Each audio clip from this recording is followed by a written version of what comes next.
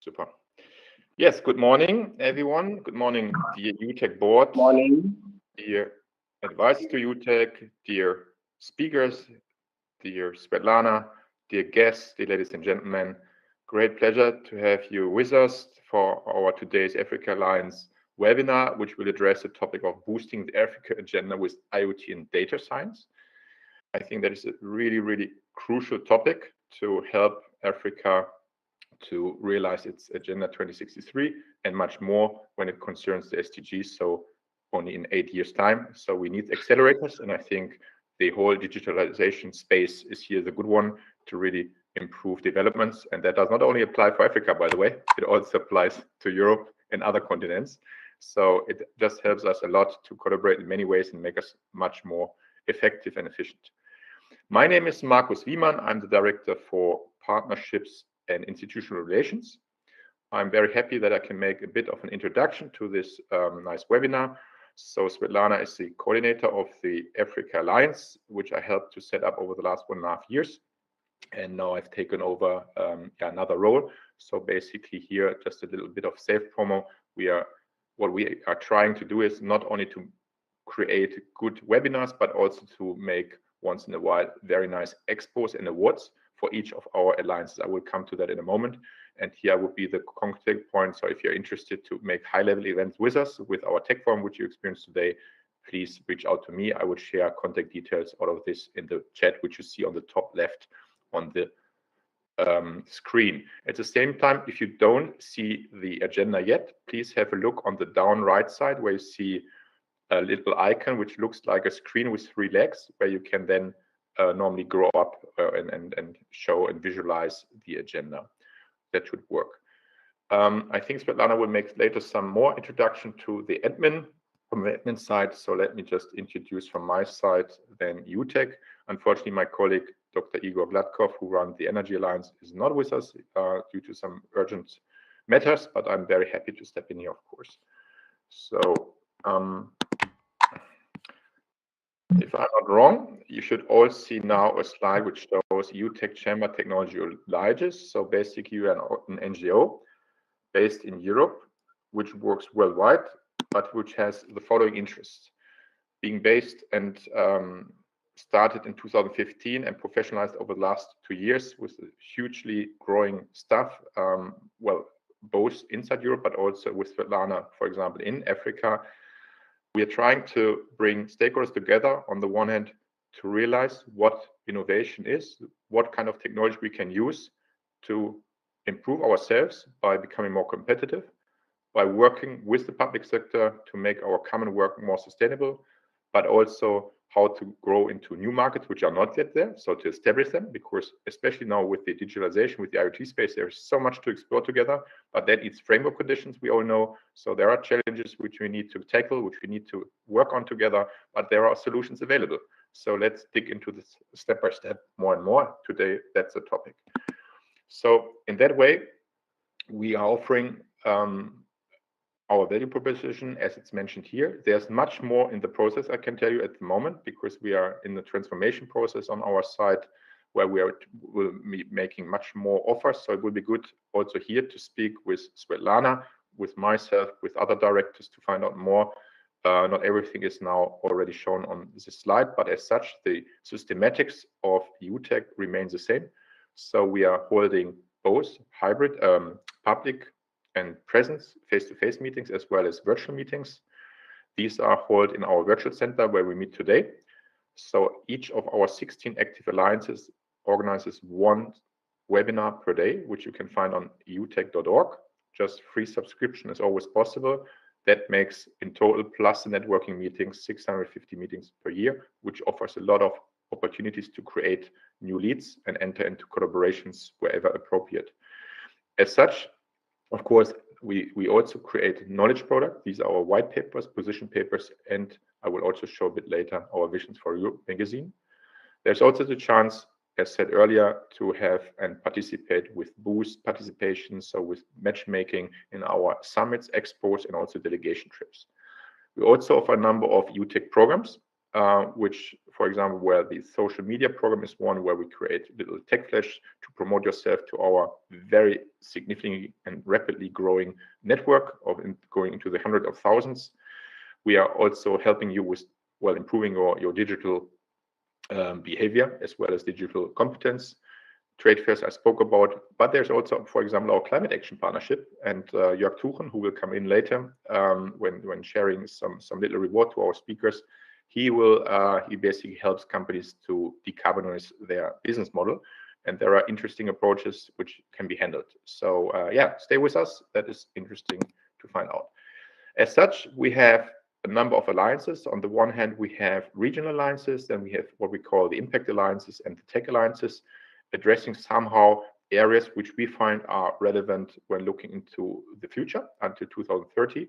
So these are very important areas to link partners, companies, public sector, businesses together. The idea of these alliances is to meet up once a month to a topic which we feel relevant based on consultation with stakeholders, with our advocates who are our members, and bring them up as today in a webinar. And then we have subsequent 1-2 meetings as networking meetings, always the same day. So if today is Wednesday for Africa, next Wednesday we will have then the networking meeting to find out who through this mobilization has an interest to work together, works with us, create common impact towards the SDGs. Same style also would apply for the tech alliances. So here it's more the companies who have the concrete tech offers, the tech solutions available, and we are helping them to enter new markets with us.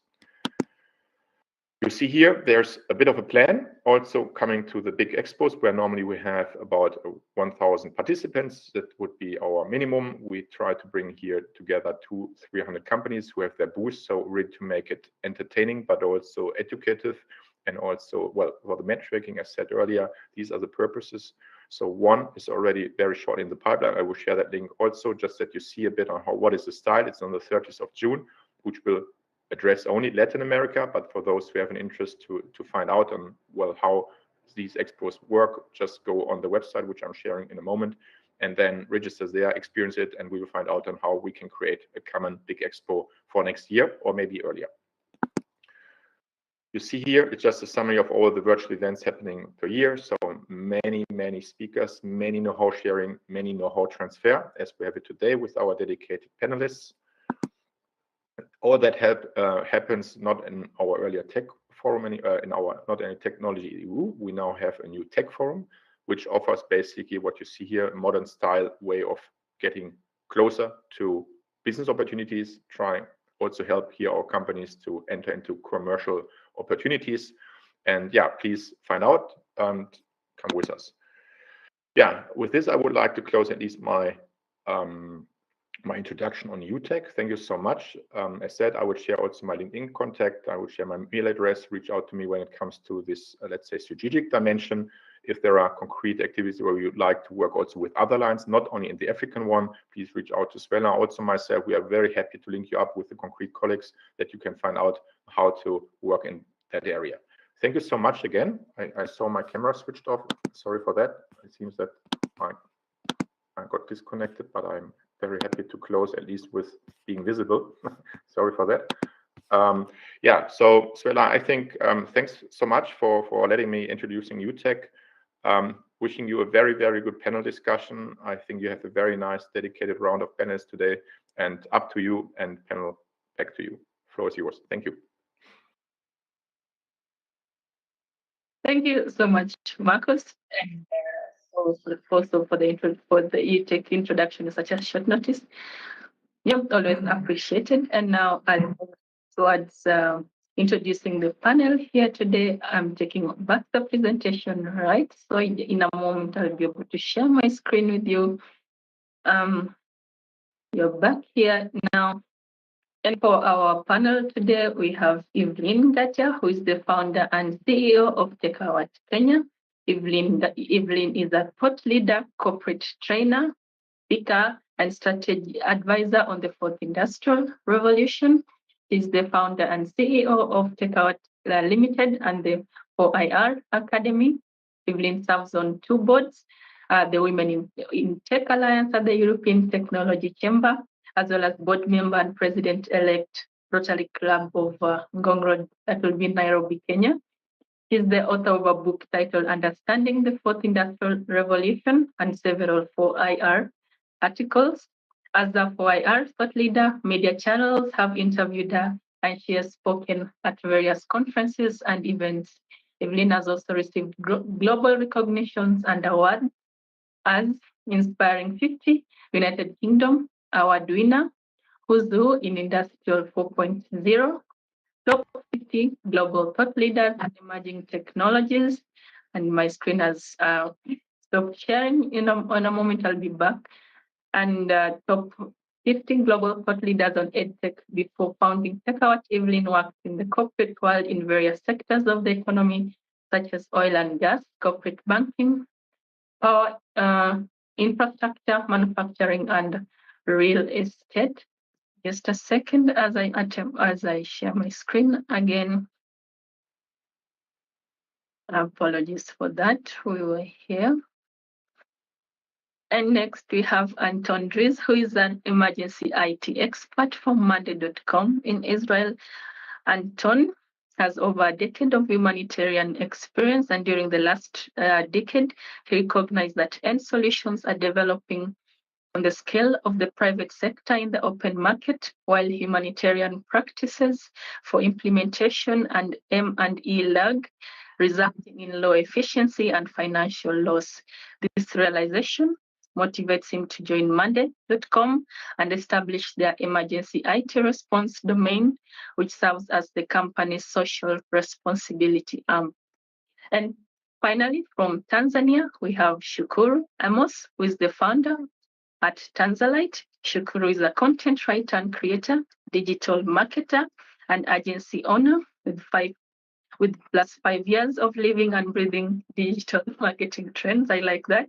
And Shukuru works with SMEs and solopreneurs to establish and grow their online presence through marketing and branding.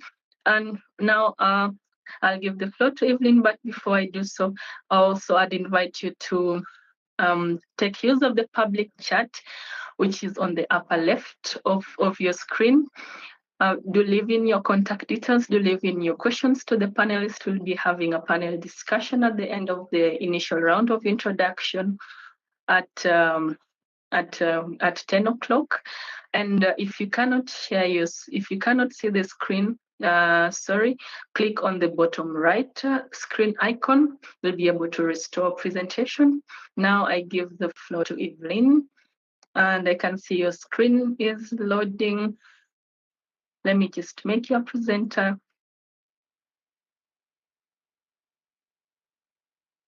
Okay, here you go. Can you see the screen? Yep, sure.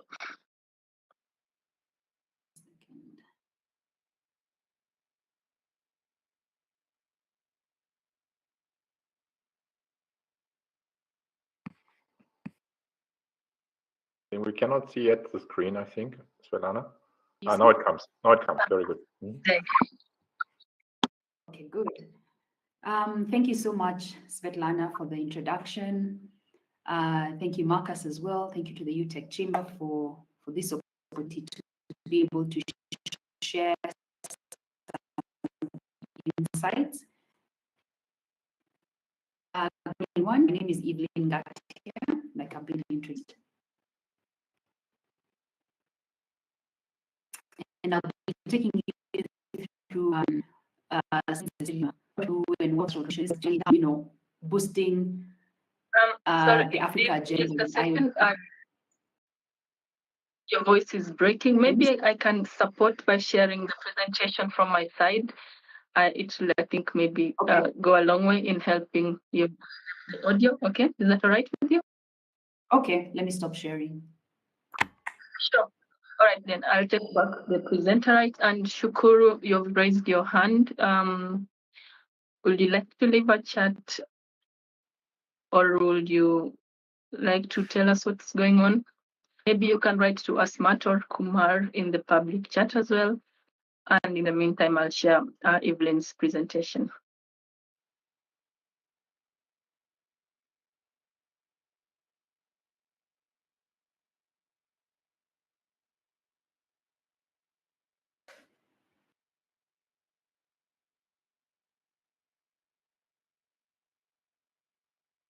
Okay. Is that okay? I think I can see it from my side. Okay, then go ahead. Do you want me to move to the next slide? Just let me know. Next slide, please, and then I'll move to the next slide. Yes, yes, go to the next slide.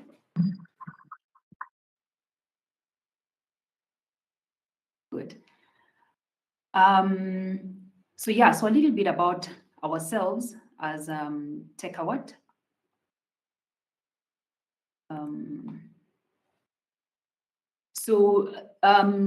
At TechAwat, our business model is really centered around the fourth industrial revolution and its emerging technologies. And we'll see what that is. So we are involved in corporate training. We do corporate training, but we also do kind of individual training through our on-demand platform, our EdTech platform, which is called the 4IR Academy. We also do thought leadership. We partner with brands, especially their marketing teams, to provide independent thought leadership on technology or 4IR kind of solutions, or emerging technologies rather. We do research as well. We do speaking engagements, and we are an advocate of the European Technology Chamber. And just like Svetlana mentioned, I am a board member of the Women in Tech Alliance at the European Technology Chamber. Sorry, Svetlana, the presentation has gone down. I don't know why it keeps doing this. Oh, okay. Do let me know if you can still see it so that I can share my screen, okay? I don't know, it keeps failing from time to time. Okay, great. Yeah, so that's a little bit about ourselves. You can go to the next slide.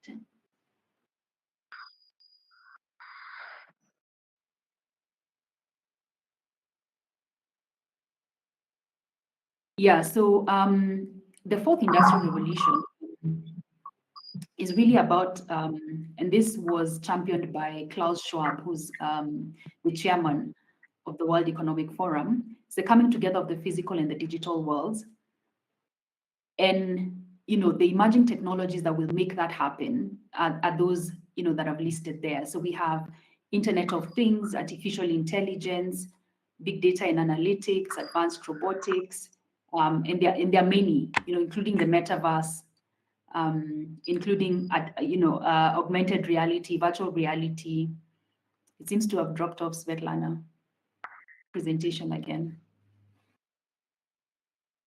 Sorry. Okay.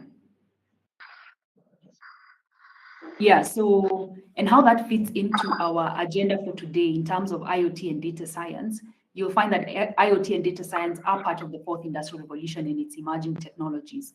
So we look at it as the umbrella term is the fourth industrial revolution, but I know that sometimes they're used interchangeably with Industry 4.0, especially because Industry 4.0, well, the emerging technologies are the same, but Industry 4.0 originated from Germany and was centered around the manufacturing sector.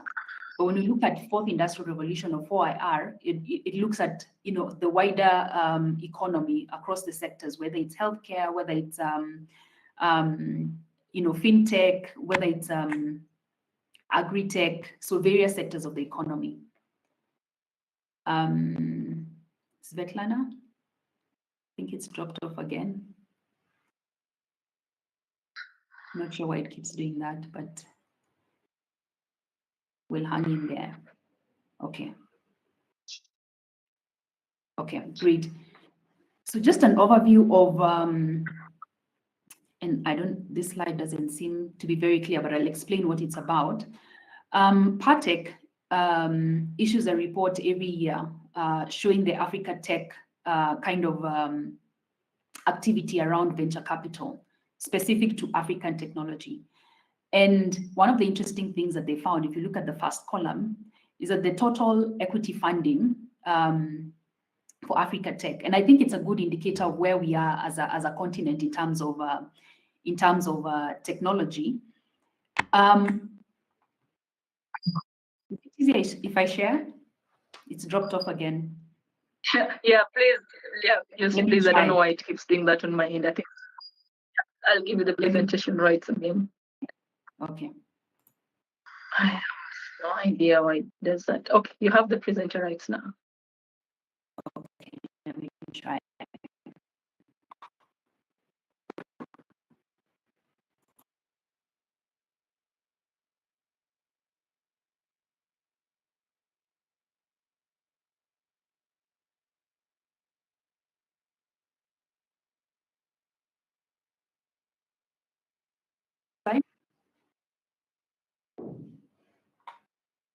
Wow.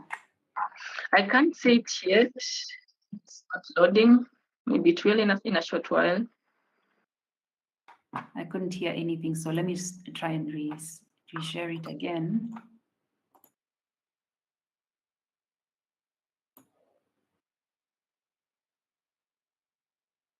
Can you see it?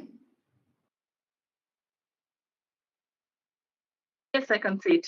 Perfect. And you can hear me well? Yes, I can hear you. Okay, good. Okay, so like I was saying, Partech issues a report every year around Africa Tech. It's specific to venture capital, and it gives a really good indicator because it shows, which sectors in terms of technology, there's more activity and there's more growth. Because by the time you find that the venture capitalists are funding a startup, it's either for growth, to fund the growth. So it's moved from just proving the business model to growth capital in that sense. And so on the first column, you'll find that the total equity funding in millions of dollars has grown from 2015. So our Africa Tech sector has really grown in terms of venture capital funding. So you'll find that in 2020, it was 1.4 billion, but in 2021 was 5.2 billion. That's like 3.6 times growth in terms of venture capital funding. So there's a lot of activity around what's happening in the Africa Tech sector. And out of that 5.2 billion, if you look at it across the sectors, now if I move to the right-hand side, you'll find that the sector that has dominated is fintech. Fintech has 62% of the funding to fintech. Then at a distant second is logistic tech. EdTech is also there, e-commerce, enterprise, health tech, clean tech, agri-tech, etc. And then if you look at the per country, you'll find that, okay, good. Nigeria takes the lead at 1 point, about 8B. South Africa, Egypt is next, Kenya, Senegal, Ghana, etc. So I think one of the key messages here is that you'll find data science being applied across the technology sectors. So data is very key to this fourth industrial revolution and across the sectors. So when we can't talk about IoT and data science without talking about 4IR, because it's more like a holistic kind of description. So I know fintech would be very high on data. Fintech industry is very high on data. When you talk about IoT, you most likely find it in terms of in agri-tech, in industrial, in manufacturing, etc. Let me go to the next slide.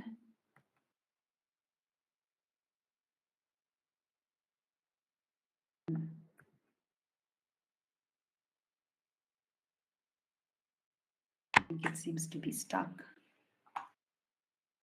Let me do this. Your screen sharing has ended, Evelyn. I don't know why. I stopped sharing it. It couldn't move to the next slide. I don't know why. Let's see. Okay. Okay. You can see it now. Yeah, we can see it. Good.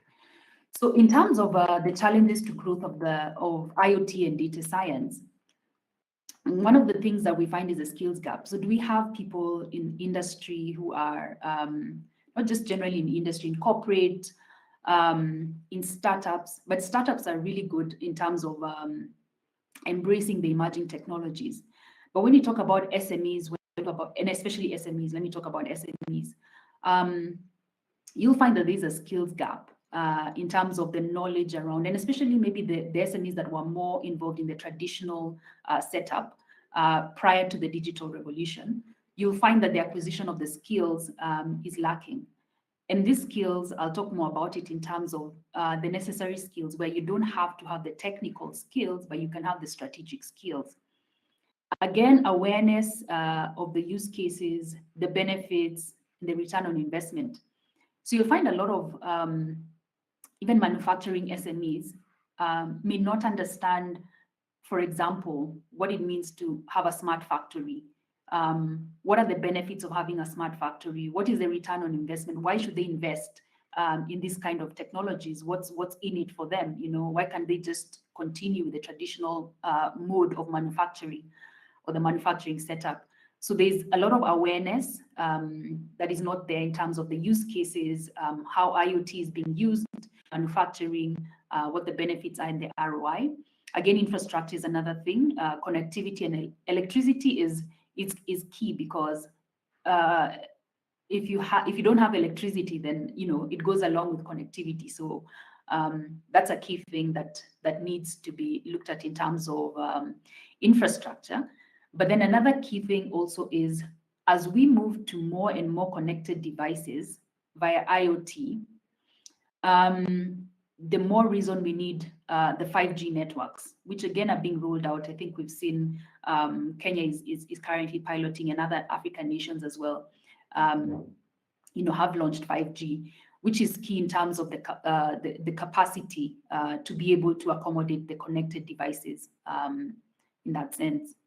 Cost of hardware and software is also another challenge that we face in terms of that. Again, back to what I was saying, if a manufacturing entity does not see the value, but then again, also one of the key barriers that would hinder them from getting into IoT or data science would be the cost of the hardware and as well the software.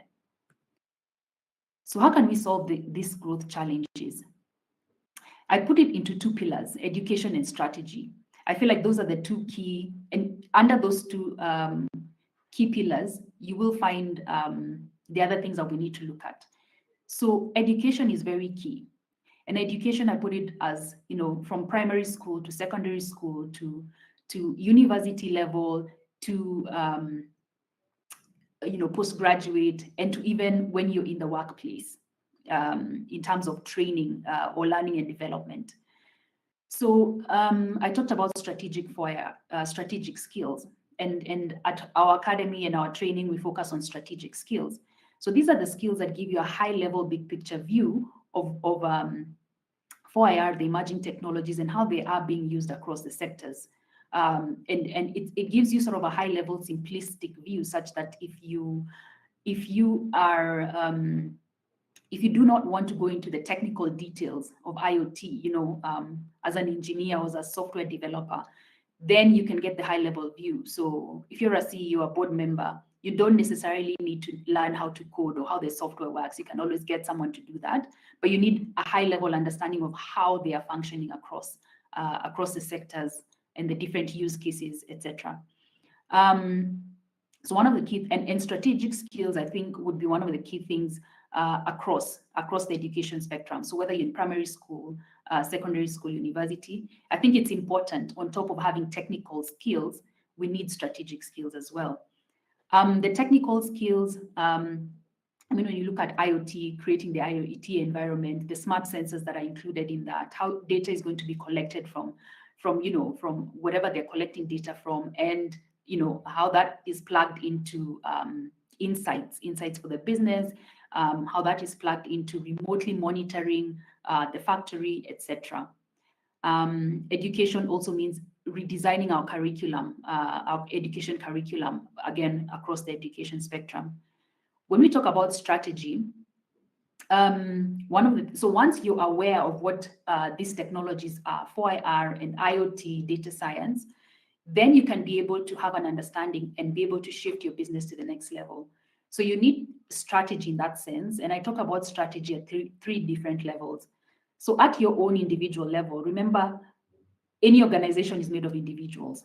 So if you're a leader of an organization, you need to have that capability to be able to, for you to develop a strategy, say a digital transformation strategy in your organization, you must at least understand or have that awareness. So at the individual level, it's important for you to strategize for your own self so that you're not left behind in terms of knowledge and personal growth. At your business level, again, you need that strategy, like the digital transformation strategy we've talked about. And at the government level, we also need to have this in terms of the government officials need to be aware of what's happening so that they can be able to strategize. So the first step is education, which includes awareness. The next level is strategy, and then execution of the strategy around whatever we're designing. So I'll stop there. Those are just basically our contacts. So thank you very much.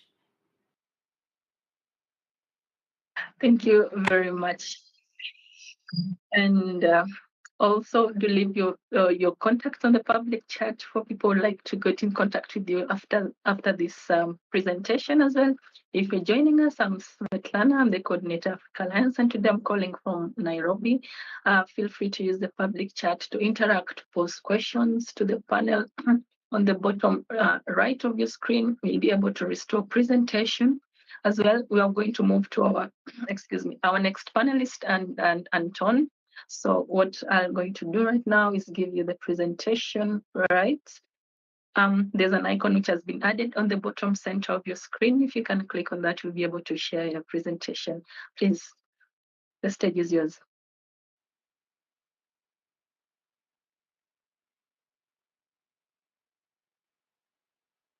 Hello, everyone. Good morning. Thank you very much for having me here, inviting to discuss such important subjects in Africa and also in general, the digital transformation. I guess it's a global movement in different dimensions by different countries. And I would like to share with you from our experience in terms of digital transformation during emergency and disaster relief operations. And just to walk you through, to tell you about a bit about our company and about our activities. And yeah, so Monday.com, it's a high-tech company. We based in Israel, but we operating globally.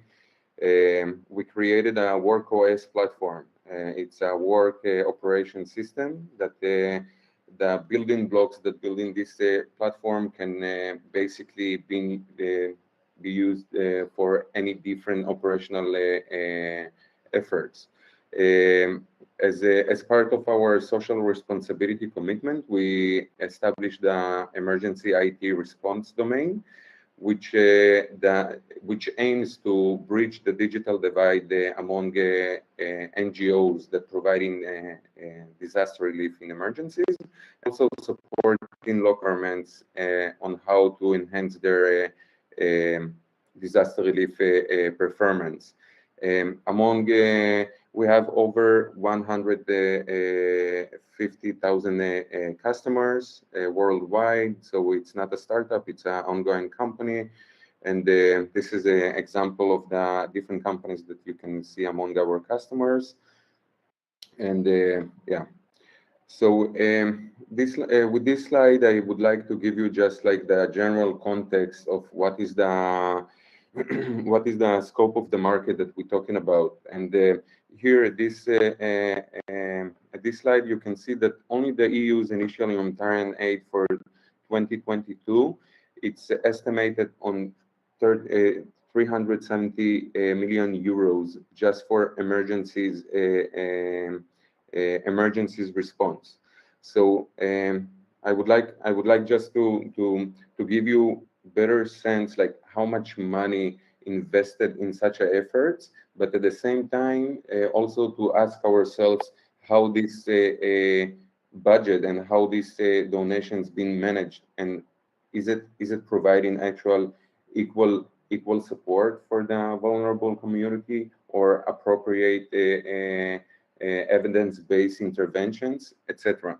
So in disaster relief, in the digital age, we basically looking on how to improve the data management procedures, how you as a local government decision maker or a humanitarian organization, how you will take care of the golden hours of the disaster relief, and in which way you will collect in the most efficient way the data that will be translated in real time into action points to make evidence-based interventions. And we're talking about identify the challenges and the needs among the affected communities, to locate them by specific locations on a map view to make sure that all the humanitarian aid will be provided equally. We're talking here about another aspect of transparency internally among the organizations or the governmental departments, but also transparency across organizational communication.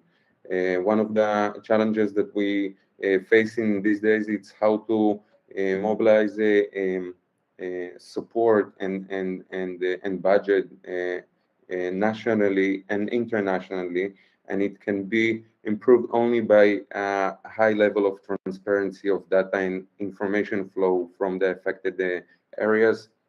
As I mentioned, we also take in consideration the efficiency that will allow to our partners to save their time in terms of raw data collection and analysis, and this time that will be saved can be invested in other support efforts, for instance. Performance, as I mentioned, equality, this is the main challenge, I guess, because as we all know, the emergency and the disaster events, it's something that rapidly grows in our climate change days.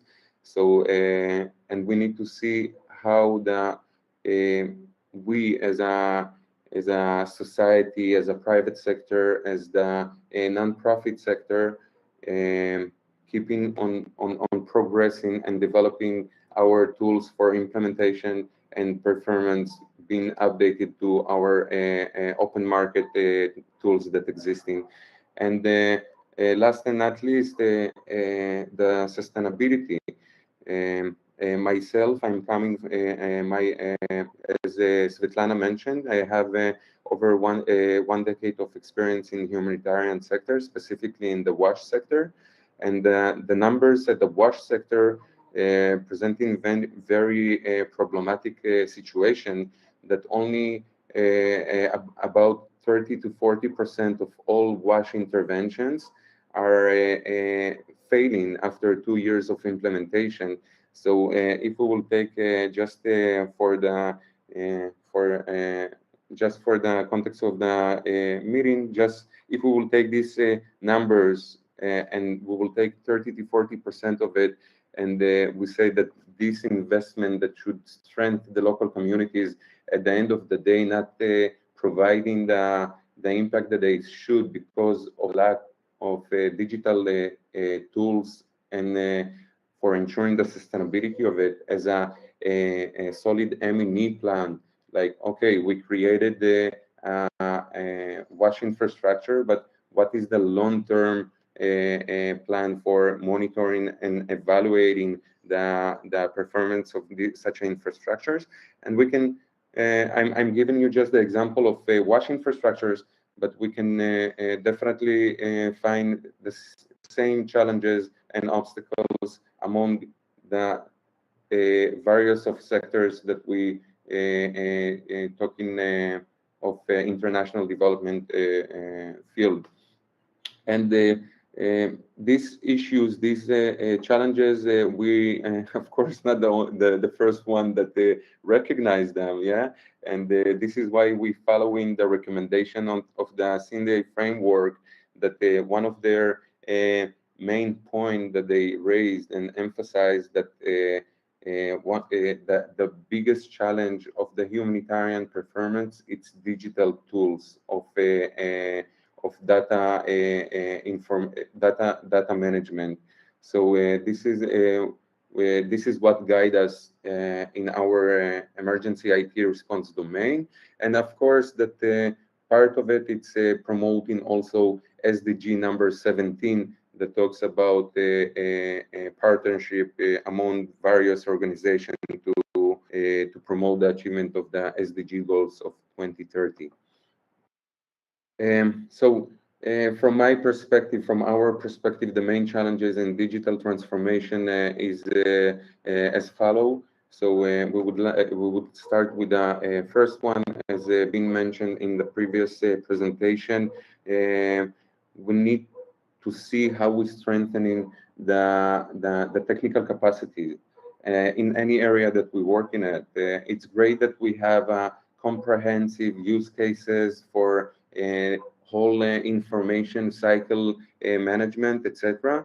But the key of success in digital transformation, it begins on technical capacity strengthening at the specific areas, partners, government, NGOs, whoever is your partner at the process. And then the next challenge will be the operational habits. We as human beings, most of the time we start old habits that this is what creating the challenges of going through the digital transformation or any other transformation. Yeah. So we're talking here about behavioral change of the key decision makers that in charge of the execution from our partners as a nonprofit or any other stakeholders. And the impact of digital transformation will be achieved after practicing. So it not means that if you integrate in once like a piloting digital solution for one event or for one disaster relief effort, you immediately will see the impact of it. But the practices, this is the key word. The organizations, the companies, or any other stakeholders need to understand that impact, it's coming only after practicing and adapting the right solution to their operational methodologies. And the last one, it's a will. We need to discuss, and we need to think about that. Is it a recommendation, digital transformation, or should it be obligation? And such a concerning question should be asked from the different EU's, for instance, the EU's governments that provide investing in humanitarian aid. So should it be their obligation that any of the organizations that are receiving the donation will have digital tools for managing such a complex interventions? Or it's just a seed question to bury in your mind and to see what is the right answer for it in terms of governance, etc. So our platform, it's a data-driven emergency IT response platform, and we providing with our platform full data cycle management in one place. We're talking about data collection from the field, real-time analysis of the information, and then how to streamline and broadcast to the relevant decision partner or any stakeholders. We're talking about that will allow informational transparency, as I mentioned previously, internally and externally among the partners, governments, etc.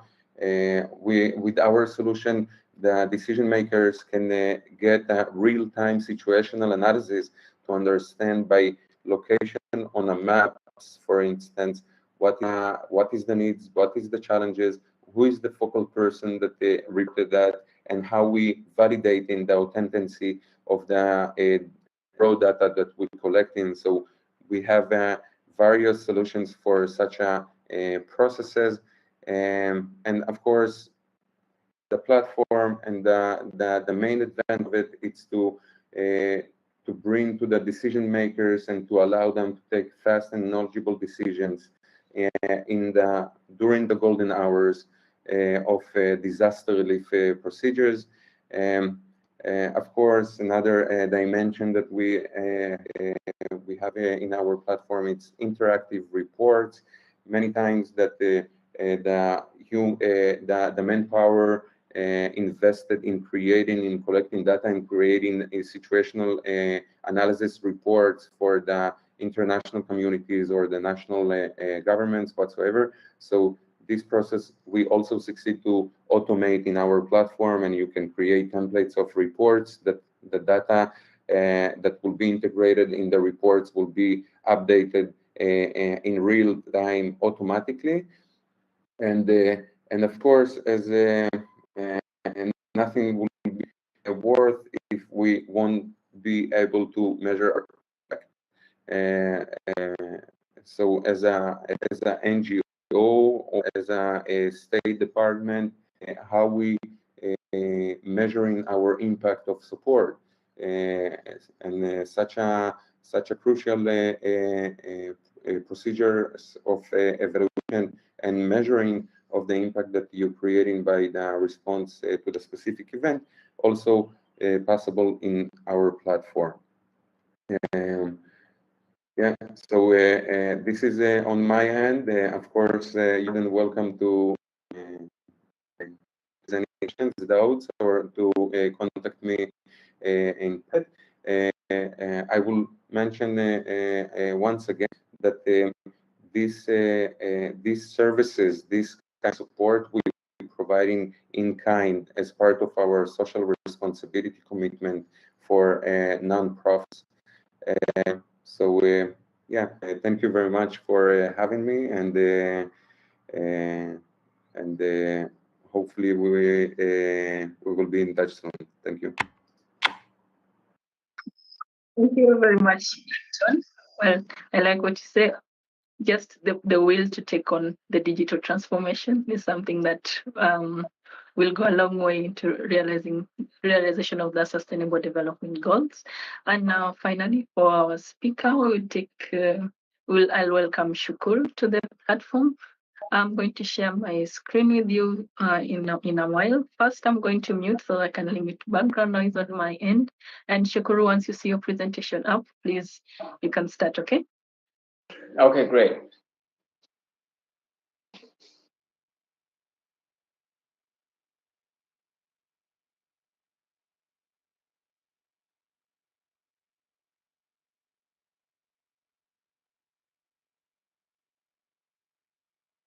Okay, I can see it here. Hello everyone. Good morning once again, my fellow speakers and everyone who is attending the Africa Alliance. I'm great to be here. Thank you, Svetlana, for inviting me here. Just a little bit of introduction of my agency about Tanzlight. We are a digital marketing agency based in Dar es Salaam, Tanzania. We work with small to medium businesses, helping them with establishing and growing their online presence, helping them with finding customers through marketing and branding, and so they can drive sales and grow their business. So our services basically include social media marketing. We run Google and Facebook ads, search engine optimization, web design, and brand consulting. So if you're looking to find your next million customers online, you may want to contact us for that.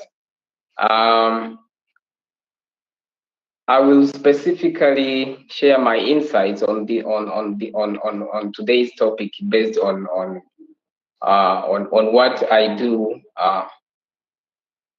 on my specialization in digital marketing, and also share maybe my experience as an end user of data for my day-to-day life, specifically in health and fitness.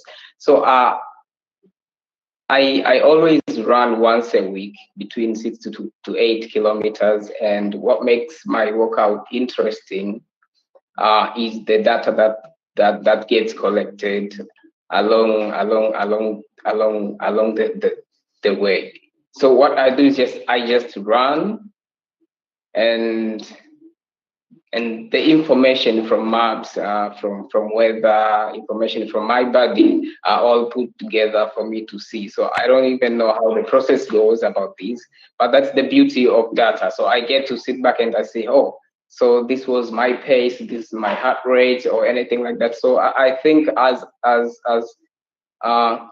data is very interesting. As an end user of data, this is something that it makes my life easier. I can't even imagine how the process would be hard for me to record everything while I'm running. So I think data is making life everyone's life easier, and I'm grateful for that, for the magic of technology on that side. Svetlana, if we could jump to the next slide.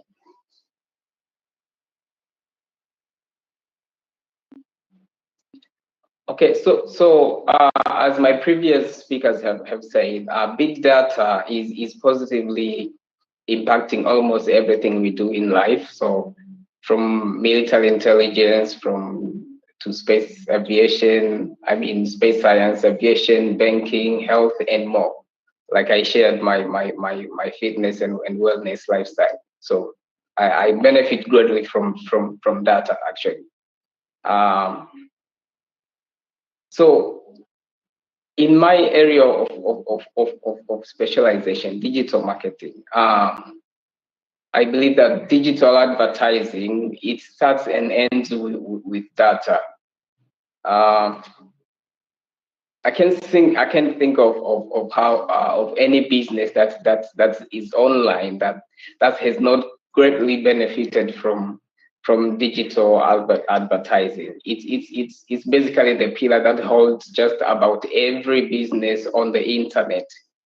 Because if you want to succeed online, you have to rely on data. Otherwise, you'll be doing guesswork, and that's not how the online world works.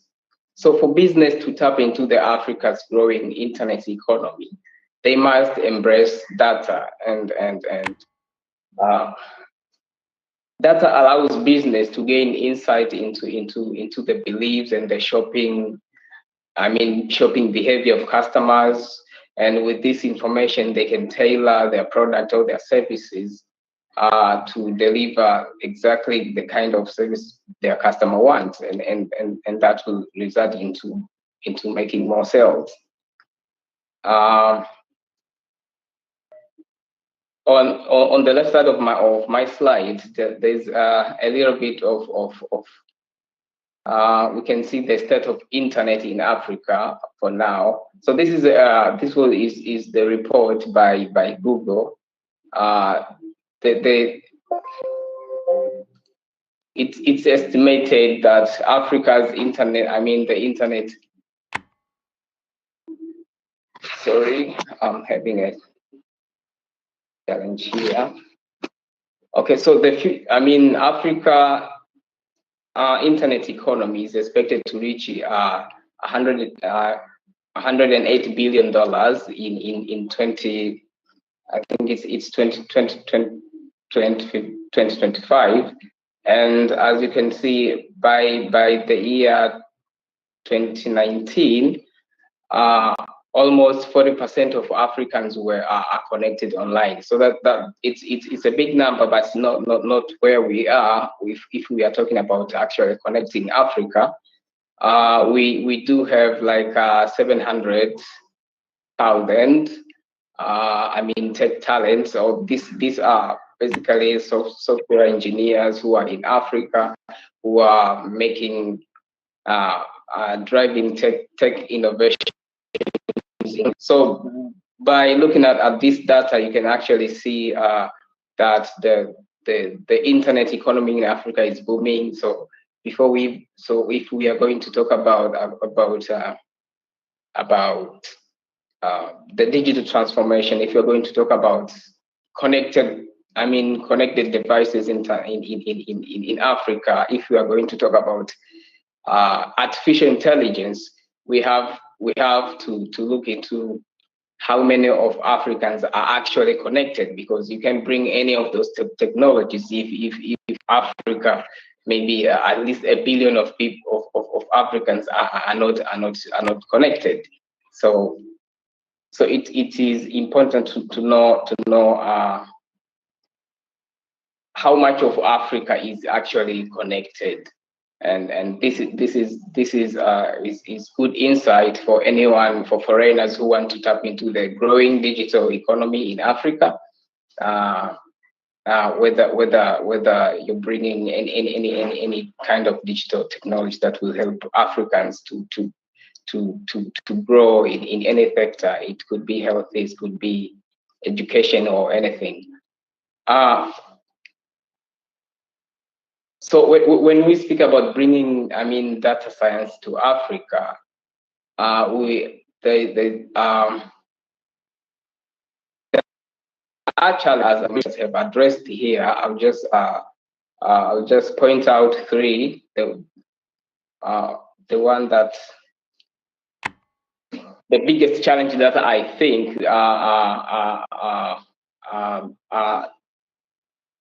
the setback towards digitalization of Africa, making the digital transformation actually happen in Africa. So the biggest one is actually the capacity and the infrastructure required to aid big data initiatives in Africa.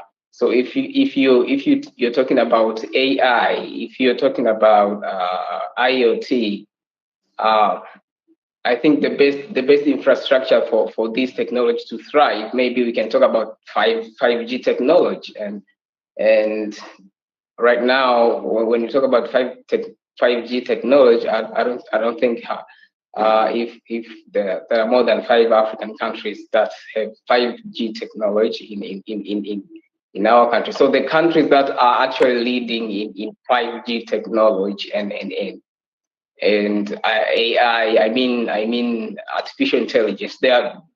We are basically talking about the US, we are talking about China, we are talking about the European Union. So these are countries who actually have 5G technology in their country, and that will boost the digital agenda in Africa to the next level.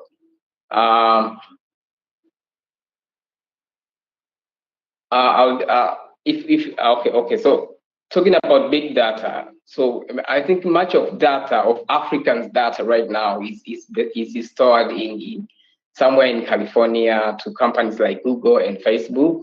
So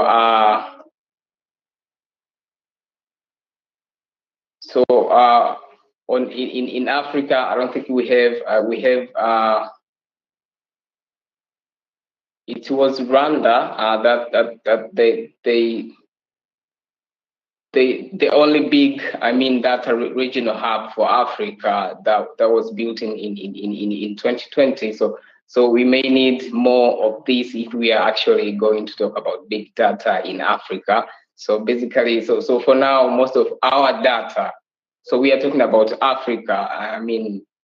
Boosting the IoT and big data in Africa, and much of our data in Africa is stored somewhere in California. So those are the things we have to look at if we are actually going to boost the digital transformation in Africa. And I'll say we don't have enough investment in this. Which is it's something which is more of a policy and regulation thing, but also in my area of practice for small businesses, most of them, they don't have trained personnel for data science. So most of our clients, they are not skilled maybe in SQL, maybe in Excel or something like that. So so this is actually a challenge, because we need to have the ability to use data for small businesses in Africa to grow their businesses and ultimately develop the continent at large. So we actually need more of specialists in data science, and it's a matter of education and awareness, because I spend my life in the city and at the village, so I can actually see how big the challenge is, because when I'm in the city, actually I can have 5G technology. When I'm in the city, I can actually have electricity maybe at least for 24 hours.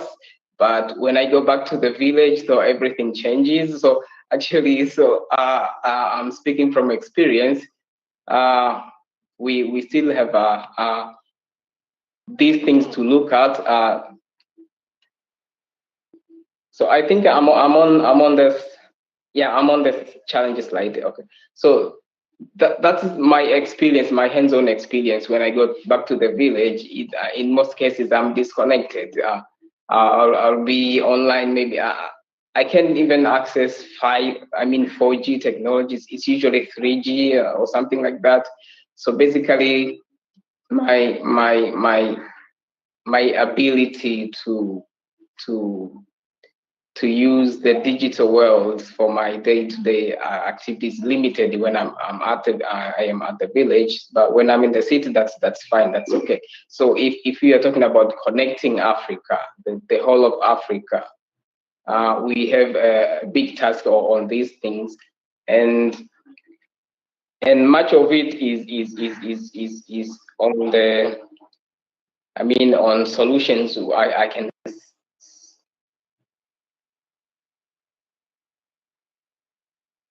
So I see someone has raised their hand. If you have a question.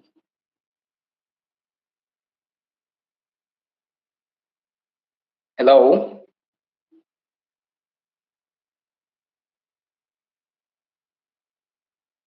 Hello, can you hear me? Shukuru, so I can hear you. It's right. Just finish your presentation and then I'll open the floor for questions and answers. No worries about that. Okay. Okay, great. Okay, great. So on I'll be I'll address your questions just in a while after Shukuru's presentation. Thank you. You can go ahead, Shukuru. Okay, great. So I think there are 3 areas we can start with, and they all fall down into policy and regulation, really. So the first thing is electrifying Africa. As I said, just maybe it's 2 or 3 months ago, my mother was able to switch on the lights, to get electricity at her village. So most of my folks in the village, they don't have electricity. So if let's say maybe 1 billion of Africans, nearly 1 billion of Africans don't have electricity, then our agenda of driving digital transformation in Africa is limited. So again, there's an issue of connecting Africa, which is internet connection. So all these things, they actually fall into policy and regulation. So I want you to watch to watch this. Let's say Elon Musk wants to bring satellite internet in Africa, which it's something that will need maybe governments to look into their regulations and see whether he can bring the satellite internet connection, which is actually can benefit people in rural areas where our current maybe GSM providers are not there because it's not profitable for them or anything. But I can actually see that it's a matter of policy and regulation. Our GSM internet providers are willing to let Elon Musk take their clients. So those are the things you can pay attention to see. if it's something that it can actually help. So another solution to most of the challenges we can have is digital skills. If I go back to the secondary school that I started maybe 10 years ago, they still don't have even a computer lab for now. So these are indeed challenges that will limit Africans from benefiting the growing digital economy in the world and in the continent at large. So we really need to put our focus on this area. So electrifying Africa, connecting Africa, and digital skills for Africans. So before you even talk about AI, before you talk about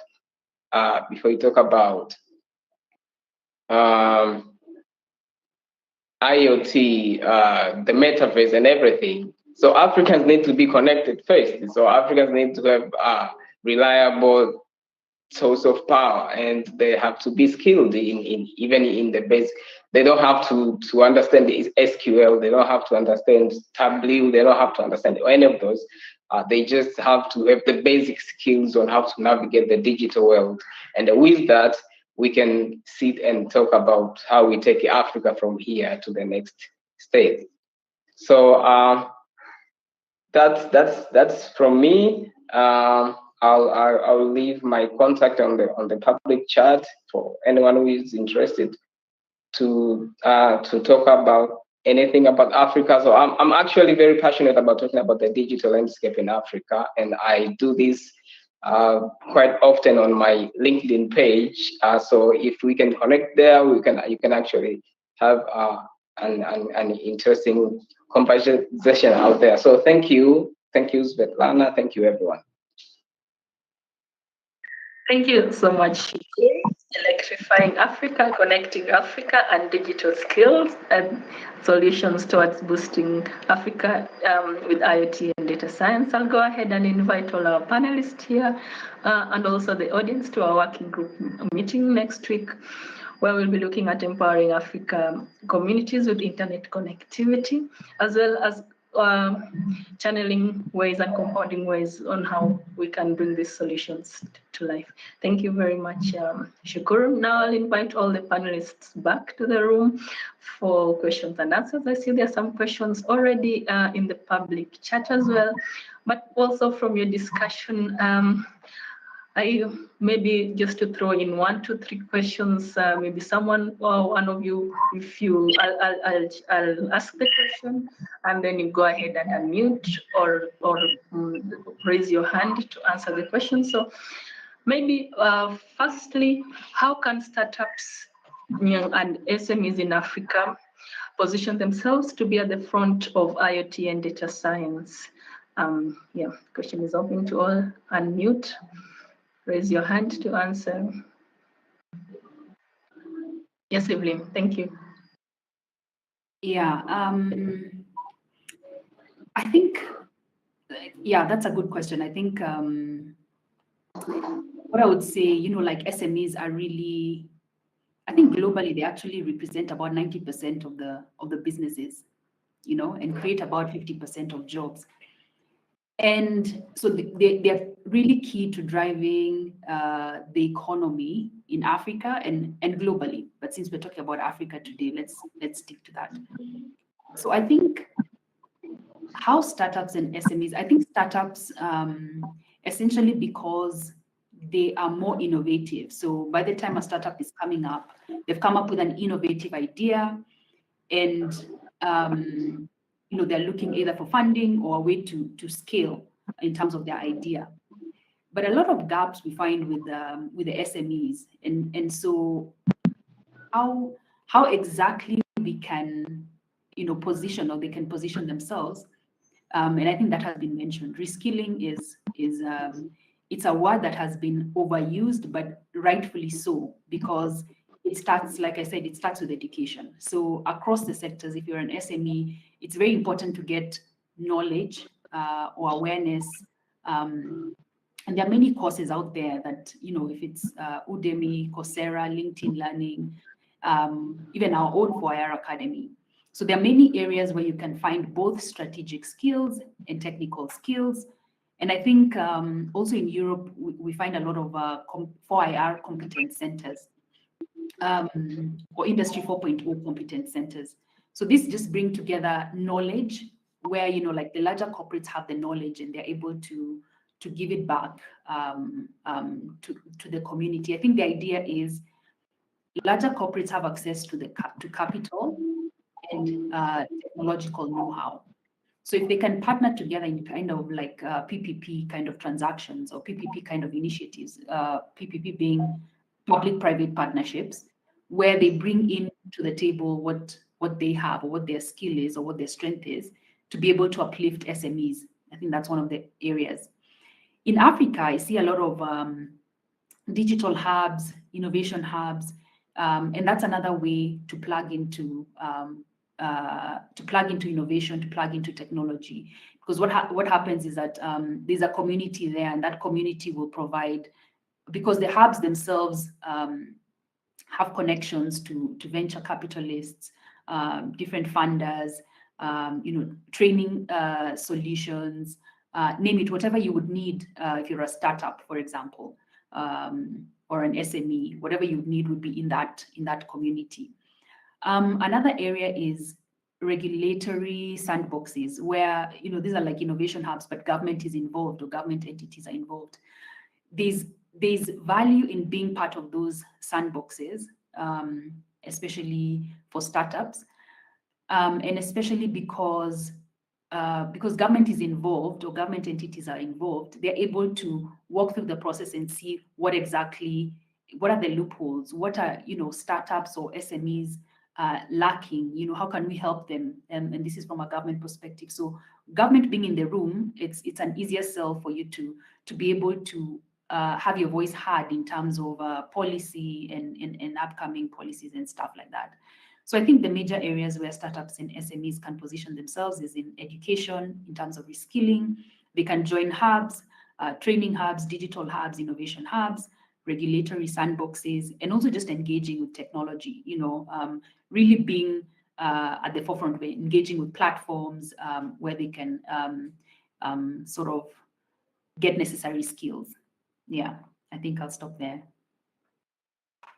Thank you very much, Evelyn. Join Incubation Hubs. So for our university graduates, our students here, you've heard it from Evelyn. Maybe also go ahead and leave the link to your school or to your training program on the public chat for others to reach out to you.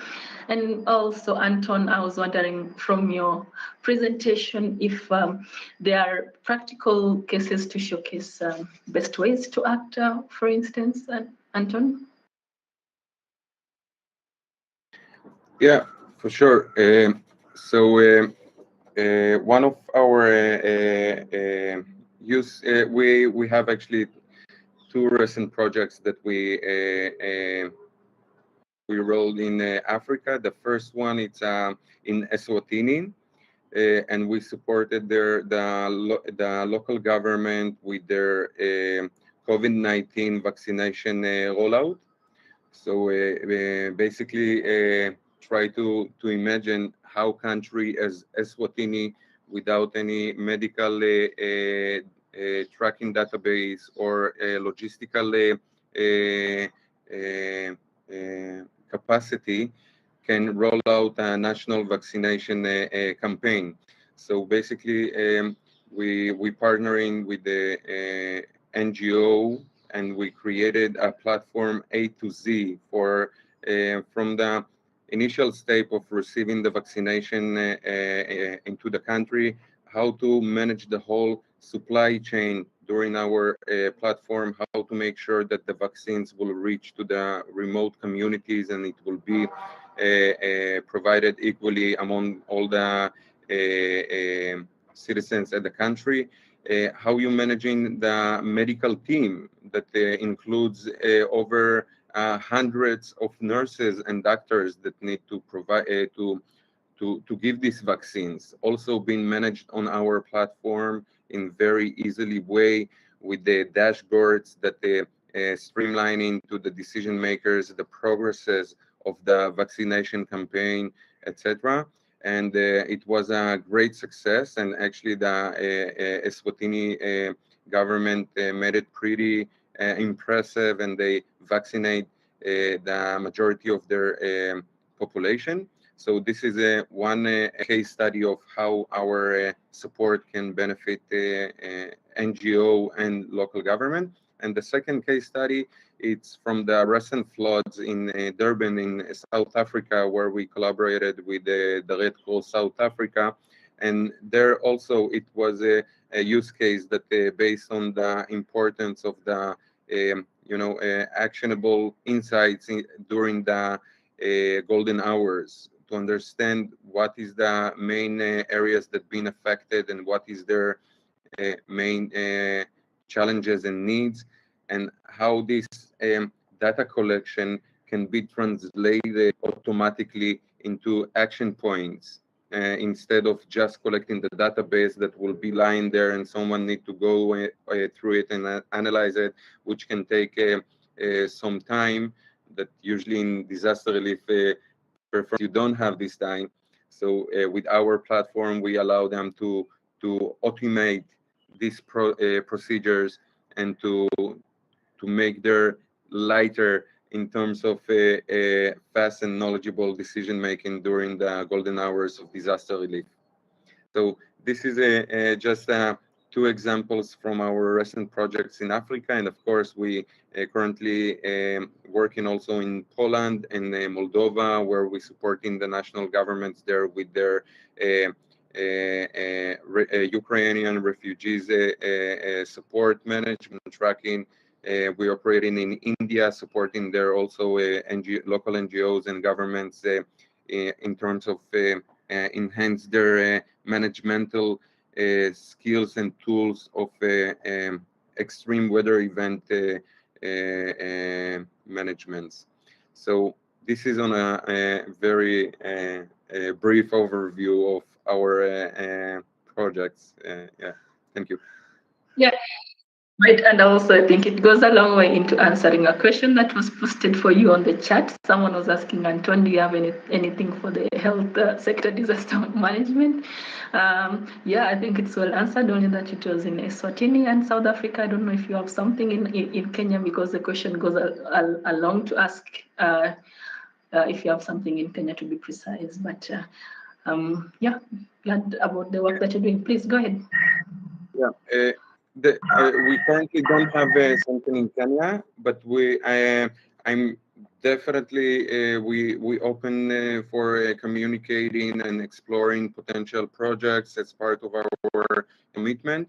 Yeah, so of course, and I will share with you here at the chat some a quick tutorial from the projects that I just mentioned, just for the audience convenience. That will be perfect. Okay, there's a question on the public chat from someone. I don't know who you're addressing to. Karaoke, maybe if you can refine your question so that I know who exactly you're addressing, and then I'll be able to post your question to the panelists. But Shukuru, you're a founder as well. So I was wondering the challenges that you encountered with big data, and how did you overcome them? And also how maybe these lessons can go a long way to helping our audience who have small businesses as well, dealing with IT. Go ahead, Shukuru.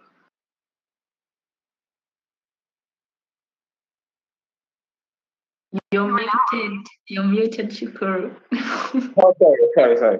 So when it comes to big data and we actually face a lot of challenge, considering that we deal with small to medium businesses. These are not big enterprise that they have massive resources to collect data and that. So basically, the challenges we face is that for our clients, the small business, is basically how to get data. That's the one of the biggest challenges. If you're a small businesses and you have limited resources, basically you're going to struggle on how to find that. So like I said before, most of Africa's data is in California. So there are very few sources of big data that are free for small business to use. So basically, the number one that we use is Google Trends. So Google Trends is where you can actually go and to find what is happening. So if you're a business, you want to leverage trending conversations to engage with your customer, or to search to see what people are talking about in the keywords or that related to your product or service. So Google Trends is where to go. Or sometimes there's one website called Answer the Public. This is where you can actually do a keyword research, because if you're a small business and you're just getting started, so before you build a website, you have to know the keywords and phrases people are using to search maybe for the product or the kind of service you're using. So with that data, you can use that to write maybe a very convincing copy on your website or something. So the challenge comes. You are a small business whose maybe clients are in Tanzania, and most of these people, they use Swahili phrases to search. Maybe you're selling maybe natural honey, and no one uses natural. Maybe there are very few who use natural honey on a search engine. Maybe they use the Swahili phrase. And Google Trends or Answer the Public, they don't use this, they don't have this data.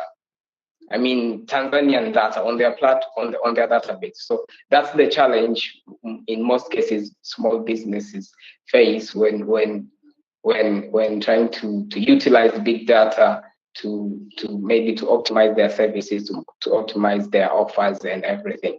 So you will find most, I mean, you will benefit more from these free sources of data, maybe Google Trends and Answer the Public, if your business is maybe probably in Europe or in China or the US, because that's where most of they collect their data and everything. So even the one that you can pay for, so they have limited when it comes like you're looking for data in Tanzania. So that's actually the challenge. And especially if your target audience is speaking a different language that is not English. So that is one. So the second challenge small businesses face with big data is actually making sense of the numbers. As I said, you might be a small business, the founder maybe with two other people, so they all have no idea of how to read numbers, maybe what a click-through rate means, what is an impression, or what. So those kind of numbers. So that's the challenge most of small businesses face. So again, this is so to solve these problems, how to get data and how to make sense of the numbers that you get. That's where small business they need. That is where we, as a team, maybe as Tanzlite, we usually help them with that, maybe understanding. So if it's a business founder, he has to understand how this data was collected and what it means for them to make maybe a marketing decision, or for them if you want to convince them to maybe to make a budget for running maybe paid ads. So you need to come up with data that can actually convince the customer to give you a budget to run. So those are actually the challenges. So as I pointed out, Answer the Public or Google Trends may not be very friendly for small businesses in Africa, because the data is limited. You are in Malawi and you want to specifically see what people are talking in Malawi. Maybe they do have their kind of language that they use there, and Answer the Public is not going to give you that kind of data. So we usually encourage small business owners to leverage the built-in analytics that they can find, maybe whether it is Instagram or Twitter. So the good thing is that if you're using Instagram or LinkedIn, any of these major social media platforms, they do have built-in data. So you can actually, it can provide you with enough insights to know what kind of customers you have, maybe their demographics, which is actually enough to give you an overview of who is actually engaging with your business online. So they can leverage that because maybe they don't have the kind of budget to maybe to use more advanced, data analytics tools for them. So that will be a first start using the information that individual platforms they can give, and also small business can actually they can All right. okay. Shukuru, maybe we can check this chat on our Africa Alliance LinkedIn group as well. I have left the link in the public chat. It's very interesting, and I want to get more out of that. But in the meantime, now to present your tree certificate, my colleague Georg is back, and Okay. yeah, over to you. Thank you. All right, Svetlana, thank you very much. Can you see my screen right now? Yes, I can see. Okay, perfect. Yeah, I have the pleasure to be here to hand over as a little gesture of our appreciation for your time, for your presence here, for your expertise, for your lively engagement and discussion, a tree certificate for each of you. So let me briefly introduce myself. My name is Jörg. I'm chair of the Climate Action Commission, and I'm also managing director of GoBlue Now. We are a climate consulting company supporting other companies on their transition towards a 1.5 compatible future. And both roles, obviously, are related to climate change and climate action. And as you know, trees are closely related to both. Therefore, it is a special pleasure for me to hand over this little gift to you. At EUTech, we do that for all of the more than 200 webinars we do every year. And I will hand over the trees now, not without saying a big thank you again. So this is the tree for Shukuru Amos. Here is the tree certificate for Evelyn Gatia. Here for Anton Dries. And last but not least, the tree certificate for Chris Preuss. So great that you are here. And of course, I will send those tree certificates immediately after the webinar to you. And whoever is interested in learning more about our tree planting program in Africa, or about the kind of climate consulting services my company GoBlue Now is offering, please reach out to me. I'm more than happy if you have questions. I will address them. I will engage into any kind of discussion with you. And having said that, I hand back to you, Svetlana, and I wish you all a great rest of the day. Great. It is 10:30 a.m. now. We are closing the meeting. Your tree certificates will be available shortly. Thank you so much for being here with us. And to our audience, I've left the link to our next working group meeting on June the 22nd at 9 to 10 a.m. As well, we'll be compounding on the challenges and the solutions that we have here, as well as listening to our advocate, Uchechi, who is here with us today on how he is empowering African communities with internet connectivity. And after event post will be made shortly available on LinkedIn as well as Facebook. Do look out for that. And from me, it's a bye-bye for now. Thank you so much for joining. And yeah, connect with someone on the public chat. Bye for now. Thank you so much. Bye-bye. Thank you. Bye. Thank you. Thank you. Bye-bye.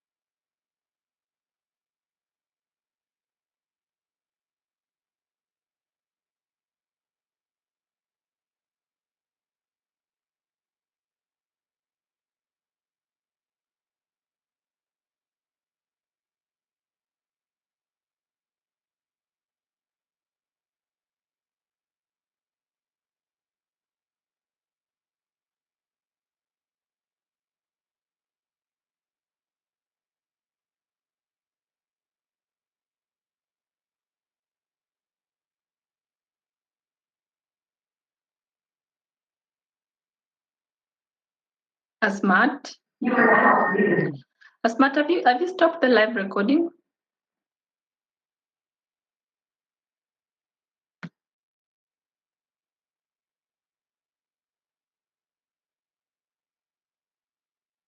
Hello. Hello, tech team. Is anyone there?